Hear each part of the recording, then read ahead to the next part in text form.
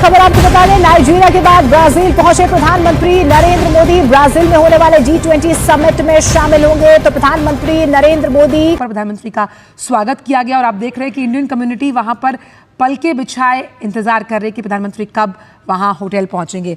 तो प्रधानमंत्री नरेंद्र मोदी के लिए अंतर्राष्ट्रीय मंचों पर ब्राजील एक ताकतवर सहयोगी के तौर पर है, क्योंकि वहाँ पे उन्हें बहुत प्रोटोकॉल दिया जा रहा है, उन्हें रेड कारपेट पे वेलकम किया जा रहा है और उनके साथ मतलब ये बड़े बड़े बिजनेसमैन, दुनिया के बड़े बिजनेसमैन जो उनसे वो डिनर कर रहे हैं। फर्क क्या है हमारे प्राइम मिनिस्टर में और उनके प्राइम मिनिस्टर में? तो आपने G20 आपने एशियन टाइगर कैसे बनना है? इंडिया ने आपको बन के नहीं दिखाया एशियन टाइगर। अब तो वो ग्लोबल टाइगर बनने हैं। दुनिया का कौन सा मुल्क है जो उनको वेलकम नहीं करता?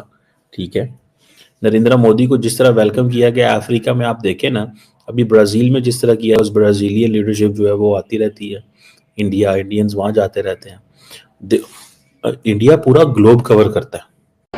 I was saying like, my God, if this is true, then I was like really happy. I was almost crying because it was my dream. Yeah, I felt very emotional. He's such a big shot that I get to meet and shake his hand and see him in person. Really, मैं painting के लिए मैं चाहती थी कि वो इसे देखें, इन पे ऑटोग्राफ अपना दे। मतलब I am very very excited and very very happy. I was so happy. I also almost started crying, and yeah, I was like super happy and nervous at the same time. I don't know why. Cheema साहब, जब आप self destructive mode में हो तो भारत आपके ऊपर पैसे क्यों जाया करेगा?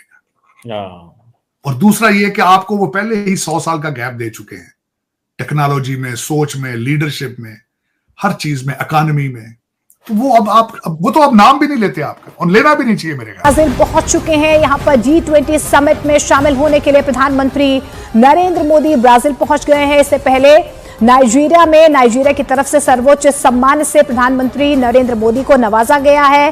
प्रधानमंत्री तो सबसे इंपॉर्टेंट चीज ये है, वो है ट्रम्प साहब की, ट्रम्प कह रहा हूँ, बाइडेन साहब की आई थिंक नरेंद्र मोदी से G20 में मुलाकात होगी, शी जिनपिंग से भी होगी।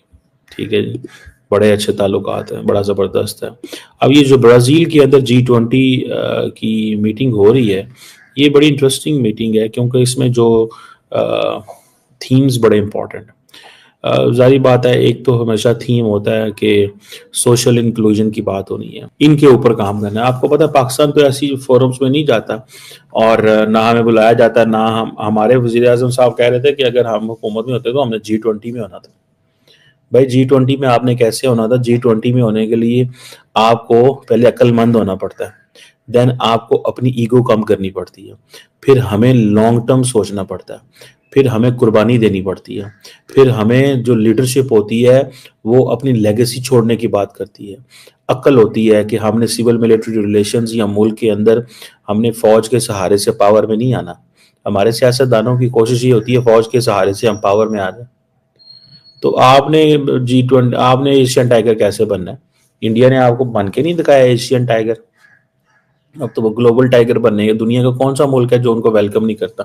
ठीक है, नरेंद्र मोदी को जिस तरह वेलकम किया गया अफ्रीका में, आप देखें ना, अभी ब्राजील में जिस तरह किया, उस ब्राजीलियन लीडरशिप जो है वो आती रहती है, इंडियंस वहां जाते रहते हैं। इंडिया पूरा ग्लोब कवर करता है। हमने तो ग्लोब का, देखिए यही चीजें होती हैं कि ये बड़ी इंपॉर्टेंट है।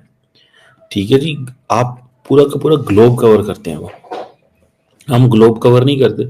हमारा ग्लोब ही छोटा सा, हमारा साहब वो हमने सिर्फ एम्बेसीज खोल दी हुई हैं और वहाँ पे कभी हमारी लीडरशिप को कभी गई नहीं। ठीक है, अगर आप अमेरिका गए हैं तो आप मैक्सिको चले जाएं, आप अमेरिका गए हैं तो आप कोई नॉर्थ अमेरिका का एक और मुल्क डाल लें, आप अगर अफ्रीका पहुंचे हैं तो वहाँ 3-4 मुल्क मिला लें, वहाँ पे जाएं, लोगों से मिलें गिलें। खैर एनी हो, अब ये जो G20 का इजलास है, ये यहाँ पे जो मेजर वो जिसे कहते हैं ना, नरेंद्र मोदी जो है उनका एजेंडा चल गया। भाई देखें, सीधी सी बात, ठीक है जी, one earth one family one future की बात की थी लास्ट टाइम उन्होंने, और यही चीजें हैं दोबारा वो नरेंद्र मोदी जो है ना वो करने जा रहे हैं G20 के अंदर। जारी बात है, रशिया की वॉर जो यूक्रेन में वो डिस्कस होगी, सस्टेनेबल ग्रोथ की बात होगी, development goals, climate, energy, digital transition, gender equality, ये मोटे मोटे गोल्स होते हैं जो बड़े बड़े पैमाने पे करते हैं सारे लोग ना। और ये एक समझ लें कि इसको that is something of value and worth, ठीक है। ये एक वैल्यू एंड वर्थ की बात जो है वो ज़रूर मौजूद है। अब इसमें सारे के सारे, जैसे यूरोपियन यूनियन को वेस्ट ने डाला as a partner in G20, African union को डाला इंडियंस ने। अब इंडिया ग्लोबल साउथ का लीडर बन रहा है।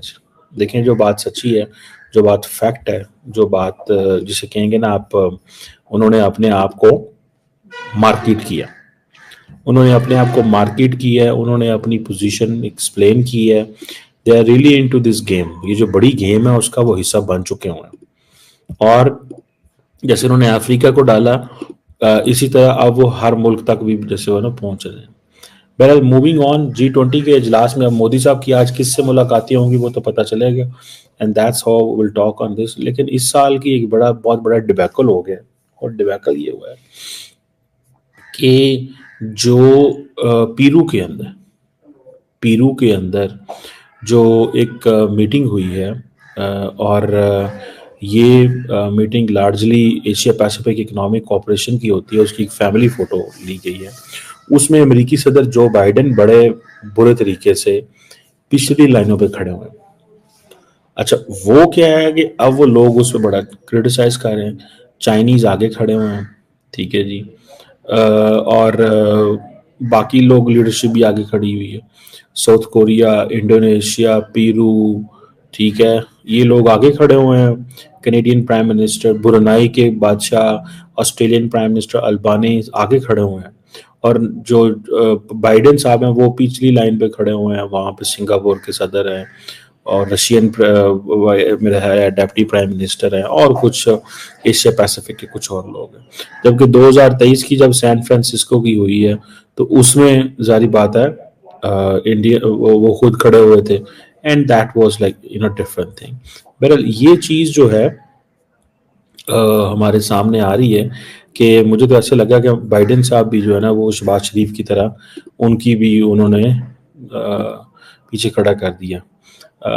अब डेमोक्रेट्स तो इस पर बात नहीं करेंगे, लेकिन रिपब्लिकन्स अमेरिका में ज़रूर इस पर बात कर रहे हैं, और वो यही कह रहे हैं कि पाइन अब आपको, क्योंकि उनके बारे में ख़ास अल्फाज इस्तेमाल किए जा रहे हैं। बेचारे क्या नाम है, कोई उन्हें कह रहा है कि ये लेम डक बाइडेन, ह्यूमिलेशन हुई, कोई कुछ कह रहा है, कोई कुछ कह रहा है। लेकिन मेरा ख्याल है कि there is some logic behind it. अब इसके पीछे क्या लॉजिक थी मुझे नहीं पता। फ्रंट रो पे जिन लोगों को खड़ा किया, पिछली रो पे खड़ा किया गया, ये चीज़ें जो है ना